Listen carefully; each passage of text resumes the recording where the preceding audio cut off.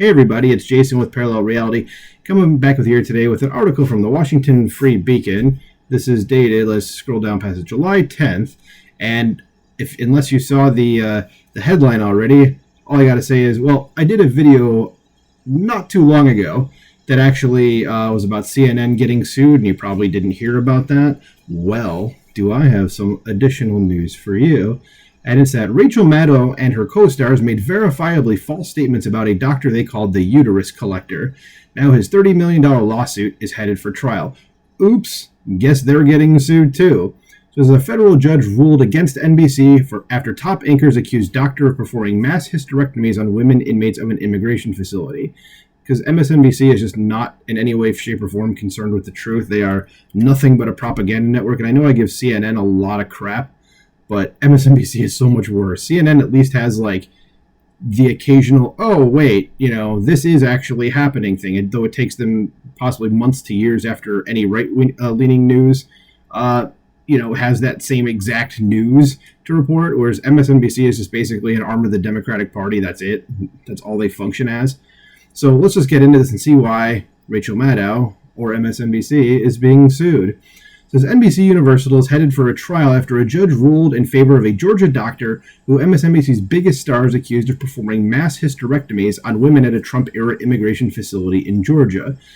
The judge ruled that Rachel Maddow, Nicole Wallace, and Chris Hayes made verifiably false statements about the doctor who was suing NBC for $30 million. And I wish that could have been more. And man, of those names, those are three of like their four worst people on the network. Rachel Maddow, what else can you say? Nicole Wallace, I've mentioned this before when her names come up. There's a video on Rumble. It's not on YouTube from what I know, but it is on Rumble. That's called the Typhoid Mary of Disinformation, and it's like a half-hour video. It's about Nicole Wallace. It's eye-opening, so check that out. So that's how she's regarded, and Chris Hayes is just there's dumb, and then there's Chris Hayes. And the only other person that would fit here, if to make it like the perfect I guess not trifecta, but quadfecta, is that a word? I don't think it is. Would be Joy Reid, but she's not on here, so she gets away with this one. The discovery process in the lawsuit, which has received little attention, has drawn back the curtain on the inner workings of MSNBC, revealing how the liberal cable network works hand-in-hand with NBC News, which seeks to portray itself as nonpartisan. And yes, I did look this up one time, and they are considered separate entities. So just saying. The NBC Universal Standards Department reviewed and approved the reporting on the Georgia doctor before it was published on NBCNews.com and then broadcast on MSNBC programs. The NBC News correspondents, Jacob Soboroff and Julia Ainsley, worked closely with a standards executive during the reporting. Soboroff is also an MSNBC correspondent. Furthermore, Maddow, who was deposed for the lawsuit, and Hayes were personally involved in the off-camera vetting and editorial conversations around the segment to an extent that can be unusual for on-camera hosts. Maddow is reportedly paid about $30 million a year by NBC Universal to host her show one evening a week and work on longer-range products. That is just an absolute and complete and total waste of money. So in a ruling last month, the judge, Lisa Godby Wood of the Southern District of Georgia, found that Maddow, Hayes, and Wallace made 39 verifiably false allegations about Mahendra Amin, a gynecologist who treated detainees at a Georgia Immigration and Customs Enforcement facility. A nurse at the facility had made a whistleblower complaint alleging that Amin was performing mass hysterectomies, many of which were medically unnecessary, and that he was known as the uterus collector. Well, isn't there a Denzel movie called The Bone Collector? I mean, so is this, like, they think this guy is like that, but just women's parts as opposed to, like, other body parts? Like, does this make him sound cool? No, I'm kidding. But just who the hell would have that as a nickname anyway? Because the nurse's claims, which she admitted were based on hearsay, were later found to be false. Well, when something is based on hearsay, that tends to kind of be the case. In the end, we are left with this. NBC investigated the whistleblower letter's accusations. That investigation did not corroborate the accusations and even undermined some. NBC republished the letter's accusations anyway, Wood wrote in a scathing 108-page ruling on June 26th. That she ordered a jury trial to determine if MSNBC engaged in actual malice, the standard to determine defamation. Sounds like they did. Says the discovery process revealed how MSNBC and NBC News journalists, and journalists is without scare quotes there, is doing a lot of heavy lifting, and executives acknowledged privately in text messages, emails, and conference calls that they didn't know if the allegations were true but reported them anyway. The lawsuit could prove embarrassing to MSNBC, which bills itself the premier destination for news and informed perspectives. That's funny. It shouldn't be either one of those things. They are stupendously uninformed, and the premier destination, like, for people who just want slop shoveled into their heads. Yeah, okay. This communications obtained during the discovery process revealed that many executives and top journalists at the network had concerns about the whistleblower, but breathlessly reported her claims anyway. Because anything to get Trump, doesn't matter what it was. It could be the dumbest effing thing you've heard, but if it meant going against Trump, they were going to report it, and this is what happens, is that someone's going to go, I'm not putting up with that. We're coming after you. So, article continues, says, we just don't know if any of this is true. Chris Scholl, an NBC News veteran, who is NBC Universal's Deputy Director of Standards, said in a conference call with Hayes on September 16th, 2020. Well, good for him, and says according to notes released in the lawsuit. The evening before, MSNBC had broadcast a story detailing claims from the whistleblower, Dawn Wooten, a former nurse at the ICE facility. The guy has a pretty clean record, Scholl said of Amin in the conference call. Scholl added that Wooten has no direct knowledge of this stuff and kind of has a beef, though he did not elaborate. Yeah, that would already, as soon as you say like they have a beef, there's, yeah, maybe something happened. And we probably shouldn't trust this person. Still, if they're saying something like that, investigate it, but it's like that should make you a skeptic right there. So it says, despite Scholl's concerns, Hayes, Maddow, and Wallace aired several segments about Wooten's allegations on their evening MSNBC programs, sparking a Senate investigation into Amin's activities. Whoops. This is on our top-rated show. Maddow quoted a detainee saying, when I met all these women who had surgeries, I thought this was an experimental concentration camp. Oh, Jesus Christ.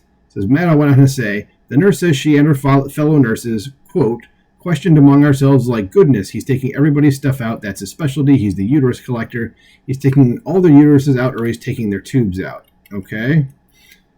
Amin sued MSNBC for defamation in September 2021. And yeah, and I just heard about this, like, when I saw this article on X, like a few days ago from when I'm recording this. So this is something that definitely went way under the radar. Says denying that he had performed any unnecessary medical procedures. Says the Senate probe found no evidence the physician had done so, and that, contrary to the allegations, 2 hysterectomies he performed were deemed medically necessary by Immigration and Customs Enforcement. Since its hard left turn in the mid-2000s, MSNBC has sought to portray itself as fully separate from NBC News, which produces iconic programs like Today and Nightly News for NBC's broadcast channel, and is also responsible for NBC News' digital operation. Amin's lawsuit, however, reveals how MSNBC is in fact part and parcel of the broader NBC News operation. Okay, so maybe I was wrong. Maybe they are still together a little bit, but it definitely seemed like, from what I read, that they were apart. So I guess, yeah, that's what we were meant to think. So I bought into it, I guess. So sensitive stories at NBC News are supposed to be reviewed by NBC Universal's Standards and Practices Department, of which Scholl, a former NBC News producer, is an executive. As a matter of procedure, standards executives are supposed to loop in NBC News' legal team if deemed necessary. It's not clear if NBC News' attorneys were involved in vetting the segment. Amin's lawsuit is the latest black eye for MSNBC, which aggressively pushed several false narratives during the Trump administration, during which the cable network generated hundreds of millions of dollars in profits for NBC Universal and its parent company, Comcast. The liberal cable network spent much of President Trump's tenure pushing the debunked Trump-Russia collusion narrative, including in dozens of segments on Maddow's program. MSNBC has settled a defamation lawsuit from Nicholas Sandman after the network aired more than a dozen segments about the Kentucky high school student's confrontation with a Native American activist at the National Mall in 2019. MSNBC employees accused Sandman of a hate crime, among other allegations. Yes, it's a hate crime just standing there and having some old Indian dude in your face, like, chanting at you. Okay. Because it's a hate crime because he was wearing a MAGA hat. Okay, whatever. You're stupid if you believe that. Like these MSNBC people. Says NBC News' involvement in reporting the uterus collector story began with a September 15th, 2020 article by Ainsley, a Homeland Security reporter, Soberoff, who covers immigration news for NBC News and MSNBC, and Danielle Silva, an NBC News national reporter who covers immigration and education. The NBC News journalist obtained Wooten's whistleblower complaint and spoke with her for the story. Their story stated that women are routinely being sent to a gynecologist who has left them bruised and performed unnecessary procedures, including hysterectomies. But emails and text messages revealed during the lawsuit's discovery phase show that the reporters had lingering doubts about Wooten and about how many women underwent hysterectomies. Soberoff wrote in one text message that an immigration attorney he spoke with offered mixed feelings about Wooten, and Ainsley expressed concern at the small number of procedures Amin was alleged to perform. Just 2 hysterectomies, Ainsley wrote to Soberoff on September 15, 2020. Maddow and Hayes also had early doubts about Wooten's claims. Hayes said he initially discounted the whole thing when he saw whistleblower allegations circulate on social media. Nevertheless, he interviewed Wooten on his show on September 15, 2020 in a segment entitled ICE Whistleblower Speaks Out, Alleges Mass Hysterectomies Performed on Migrant Women. Hayes teased the interview with Wooten as a shocking whistleblower allegations of atrocities at an ICE detention center, including forced hysterectomies on women who don't need them. And I can say this is already kind of rife for a lawsuit here. He just kind of went, I don't really believe her, but I'm going to have her on anyway because it goes against Trump. In a conference call with Hayes the following day, Scholl, the MSNBC standards executive, acknowledged that they still had no idea whether Wooten's claims were accurate, whoops, again, and whether or not Amin was a good doctor or a shitty doctor. We don't know the facts here, Scholl said. Hayes replied, right. Days after MSNBC's series of reports, dozens of Democratic senators called for an investigation into Amin and the ICE facility, but that probe failed to substantiate Wooten's claims. The Senate, or the subcommittee, I don't know why I said Senate, that word is not there, says the subcommittee did not substantiate the allegations of mass hysterectomies on ICDC detainees. Records indicate that Dr. Amin performed 2 hysterectomies on ICDC detainees between 2017 and 2019. Both procedures were deemed medically necessary by ICE, the Senate report said. So we're only seeing 2 procedures that were done, both medically necessary, not even like a hint of a third. So yeah, this lady just lied, it seemed. So the trial date in the case has not been set. MSNBC did not respond to a request for comment. NBC Universal usually settles these kinds of lawsuits before they reach the stage Amin's has. In this case, however, company executives appear to have decided to go before a jury. The bar is high for plaintiffs to win a libel case because they need to prove that the defendant showed provable malice. In her ruling, Judge Wood wrote that NBC Universal may not have engaged in actual malice. Okay, so then from my very much layman's perspective, it seems like I was wrong when I said that before, but she says that didn't happen, but she's going to go ahead and, I guess we're going ahead and see if it actually is a thing. And she said, I look forward to trial and the opportunity to hold MSNBC accountable for their actions, says Scott Grubman, an attorney for Amin. And I hope he wins. I mean, you can't just go on the news and say stuff like this and then not expect somebody to fight back about it, you know? So just another mark on MSNBC, but why didn't we hear about this till pretty recently? It's been going on for almost 4 years. So I guess that's really all I have to say. Let me know what you think about this in the comments below. Like, share, subscribe, and I'll talk to you soon. Bye.